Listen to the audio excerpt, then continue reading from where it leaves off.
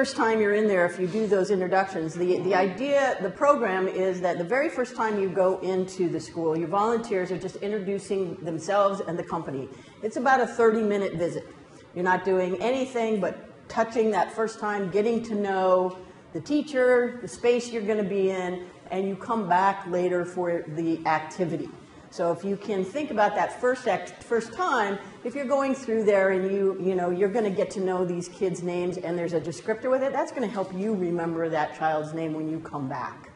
And so it's a great way to become familiar with what they think. You could also add the question of their favorite thing in school, their favorite topic or something. But the point is to actually be proactive and do something that engages them and gets your eyes on them and them on you, where you're starting to get to know each other. Because getting to know those kids is a big part of the effectiveness of this program. So first of all, we want to provide the tools and the structure for volunteers to develop an engaging introduction. So that's that 30-minute visit. What I heard about the first introduction from last year is a lot of businesses went in with a PowerPoint. Forget the PowerPoint. These are fourth graders. You don't want to do a PowerPoint. It's not a business meeting. So I would say, unless you wanted to maybe put just one slide up that gives your logo and your company name, you really need to rethink that. Back away from that, because what that lens tends to make me feel is that we're making the engineers or your volunteers comfortable with their PowerPoint, but the objective is to make the students comfortable and get to know them. So, and then the second part of that is to provide the same thing for presenting that activity. So we're going to spend a little bit of time talking about that 30-minute presentation. What do fourth graders understand? What are we trying to get them to understand?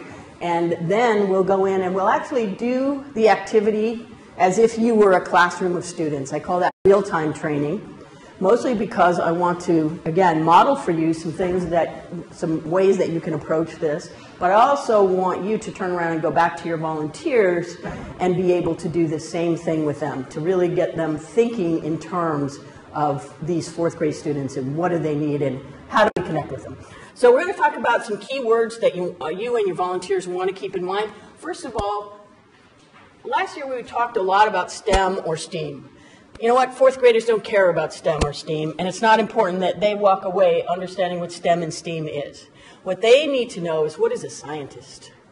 What does it mean to be a scientist? You can be a math, you can be engineering. There are all kinds of ways to be scientists, including all of the art pieces, which are, the chemists and paint and design. So we want to repeat as many times as possible, because repetition is very important to this age group, the term science and math. Math is the BEC's focus of trying to impact math in their measurement tool, and science is just the overreaching. We've got to get these kids engaged in science in a way that's going to make them pursue it in the future. We want to talk about teamwork. You all know, and your volunteers will know, that science is not done in a vacuum and that that's important.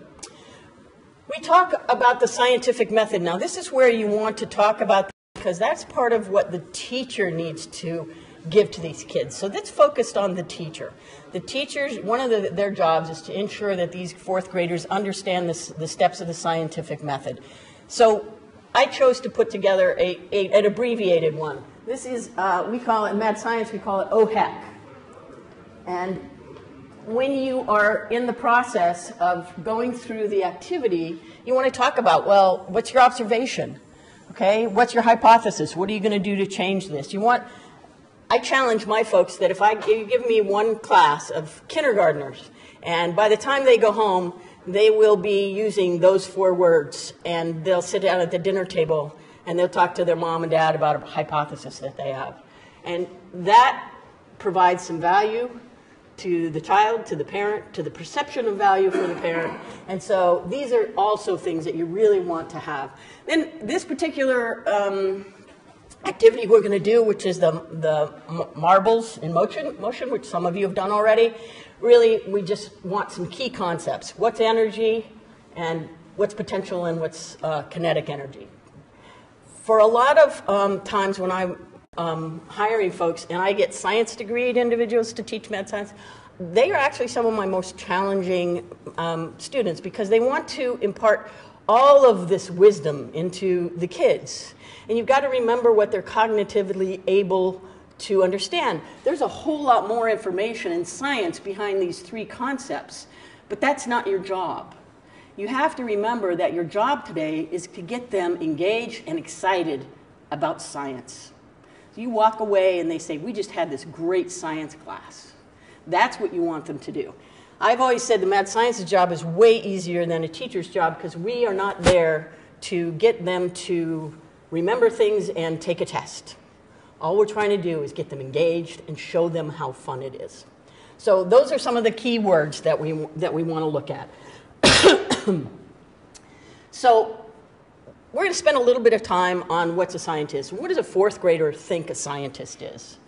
So that is something that we can define, and this is something that that I want you to use with your volunteers in preparation for your 30-minute on-site visit. Okay? So we have to be able to define a scientist and define it in a way that a fourth grader gets. Okay? So you can imagine some of your engineering volunteers who may have this great definition, but does it resonate with a fourth grader? And that's the key. How are you going to make that link? So some of your training to your volunteers has to be about training them how to talk about what they do in a way that makes sense to a fourth grader. So we're going to do a little activity again that you can use or not use. Let me tell you, I'm going to model a number of things today. Some of them are going to resonate with you, and you'll think, wow, that'll work really well with my team, and some of them won't, and that's okay. The objective is to have a toolbox where you can now pull and have a really great presentation. What we're going to do is we're going to build a city. So we're going to have you assigned to different aspects of the city. So some of you are going to be designing the water supply system. Some of you are going to be designing the sewer system. Some of you are going to be building bridges. What are the other things we talked about? And roads. So those are kind of the ones. And and the electrical grid. So what I want you to do on these things is to write down the kind of scientists that you would need in order to complete that job, and then draw a line down the middle and the skills that they would need at the bottom. We're going to take 5 minutes. I don't want this to be a complicated thing. You won't hit everything, but that's okay. It's mostly kind of get you thinking. Divide your piece of paper in half. On the top, I want you to list the kind of scientists that you would need to build the system that I assign to you. And below that, what skills do those scientists need to have in order to be successful?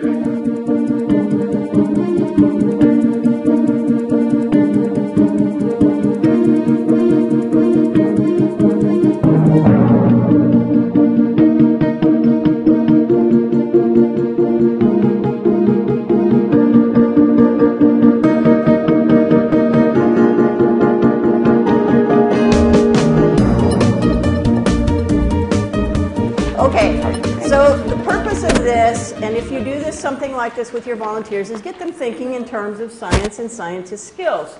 So let's turn these around and let's see. So for roads, they've said they need civil, chemical, structural engineers, surveyors, geologists, hydrologists, architects, construction, and they need to understand traffic patterns and projected growth, but the skills that they need building and construction skills, they need to be able to create, analyze, plan, problem solve, design, observations, mechanics of materials.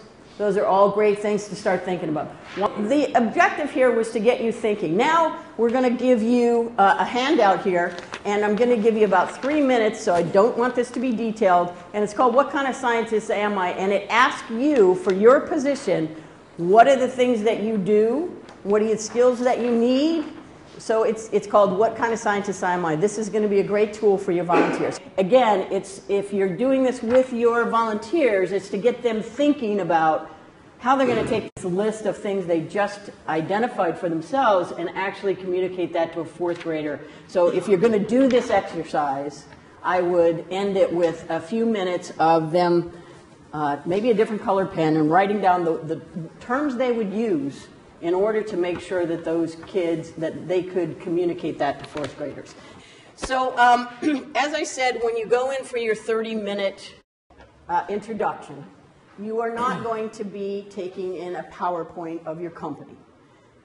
You're going to be trying to engage these kids. So let's assume that Darren and I are from a company.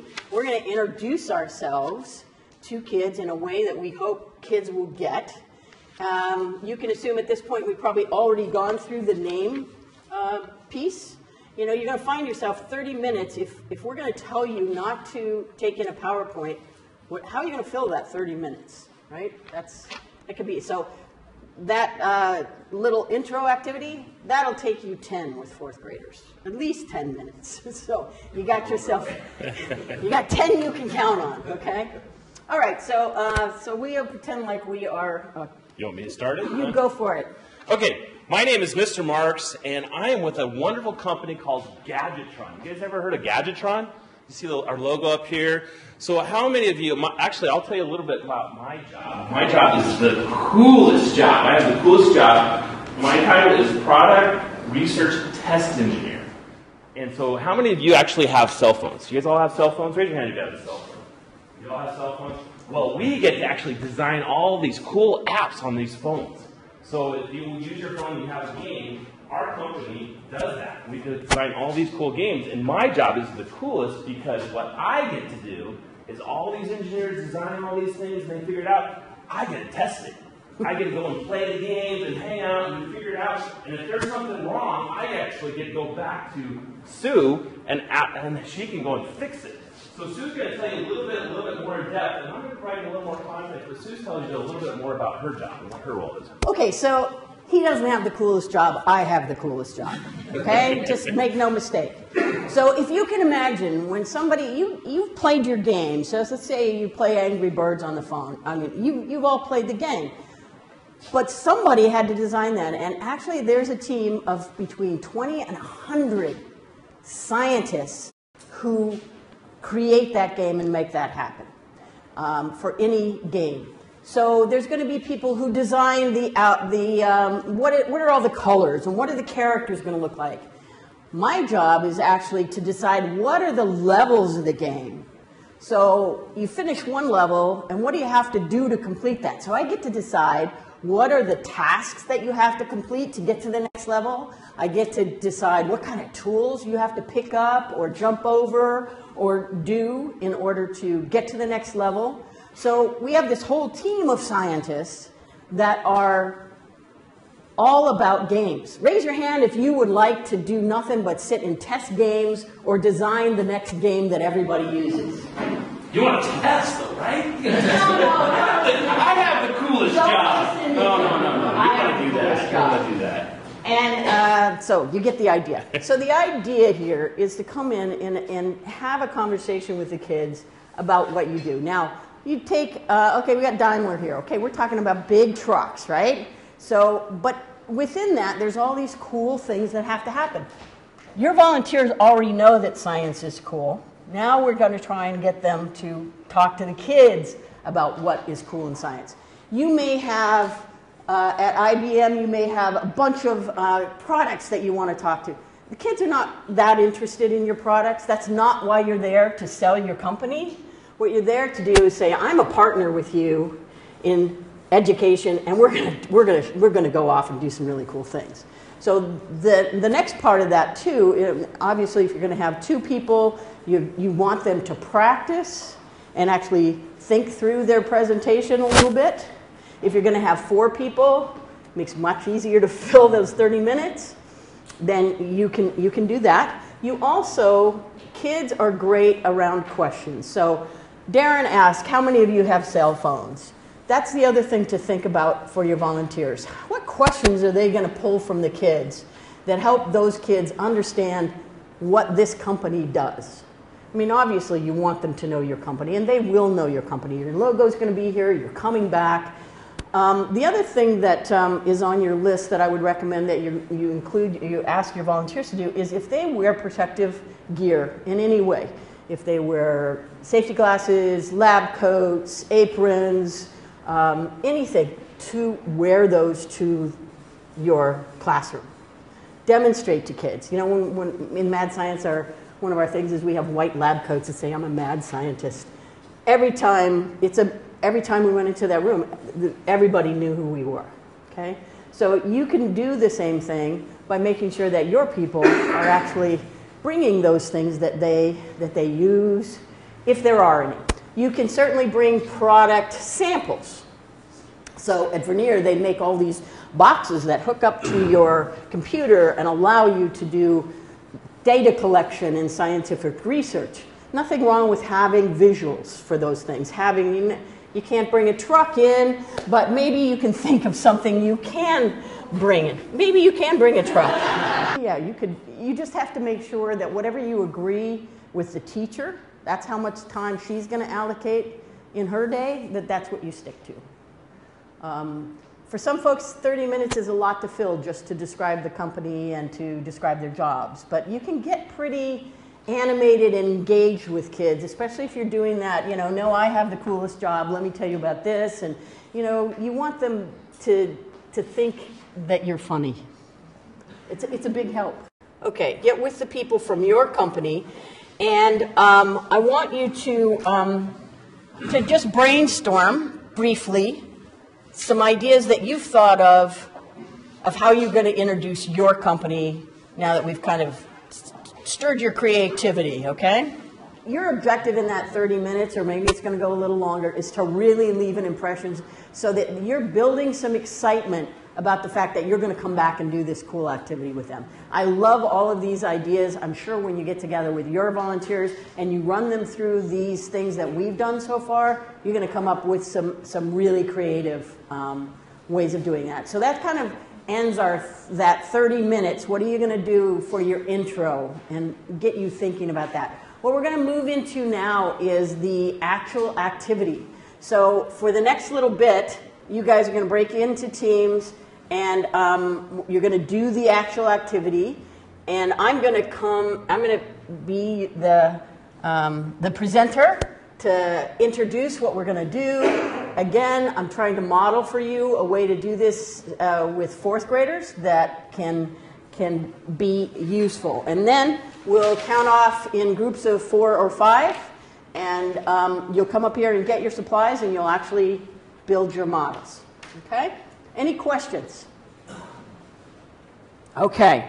So great. So my name is Sue, and I am from Gadgetron. And how many of you remember when I came before and how I had the coolest job ever? Yeah. Okay. Great. Well, today we're just going to spend an hour doing science. Science is the most fun thing in the world to do, and I want to show you something that we're going to do. So basically what we're going to do today is we're going to build some ramps and do some experiments. So, and we're going to do these with marbles. Have you guys ever seen those toys where you have marbles that go around in a track? Yeah? Okay, we're going to do something like that, but with a little more, we have a goal of what we want you to be able to do with this. Because we're going to be dealing with energy today, we're going to be talking about energy, what energy is, what kind of energy, because these marbles that are going to go through this track, they have energy behind them. So energy, according to science, is the ability to make something happen. So let's talk about energy. What do you think of when you think of energy? Does this thing, Chapstick, have energy? Okay. You're not being fourth graders. No, okay. So it's just sitting here. My feet are touching the ground because gravity's pulling me down there. Why isn't this touching the ground? I'm holding it. What happens if I'm not holding it anymore? Okay, so scientists call the fact that can actually have movement, they call that potential energy. Okay? So if I let go, the gravity the mass of that, it pulls it down. You guys will do it better at this than I am, because I didn't.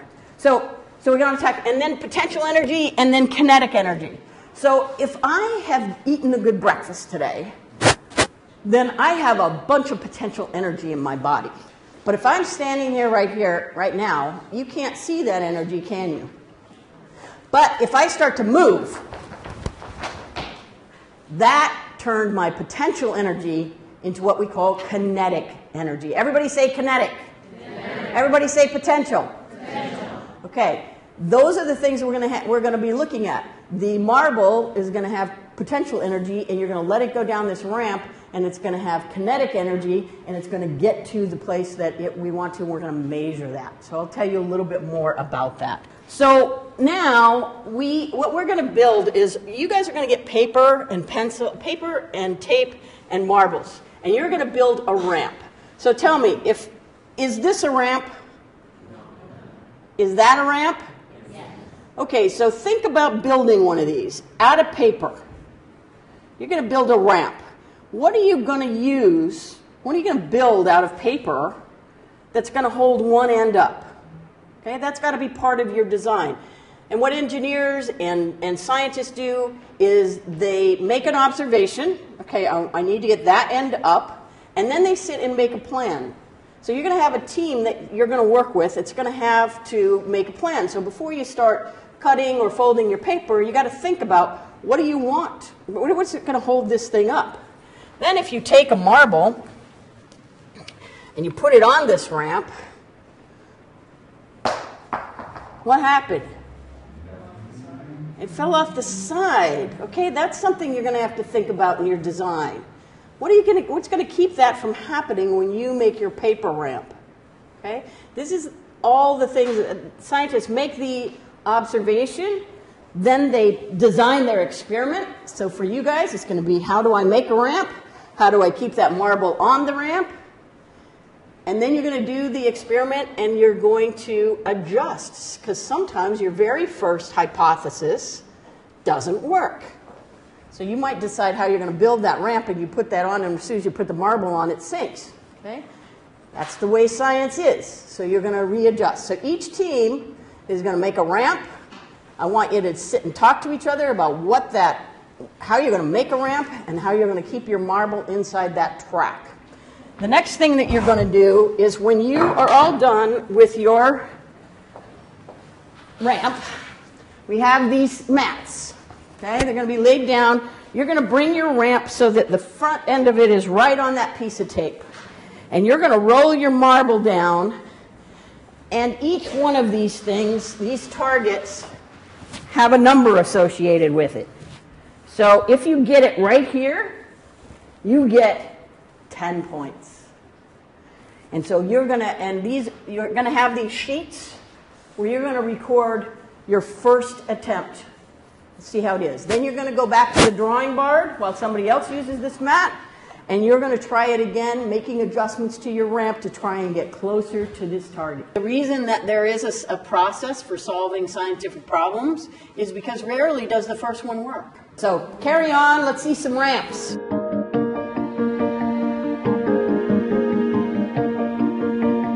It was a pleasure to be here today. I hope this benefited you and you feel like you are ready to go train those volunteers. All of that stuff will be online for you guys to, the What is a Scientist form, all the things that we've worked with today. And I'm excited for you. Go out and knock them dead. Thanks.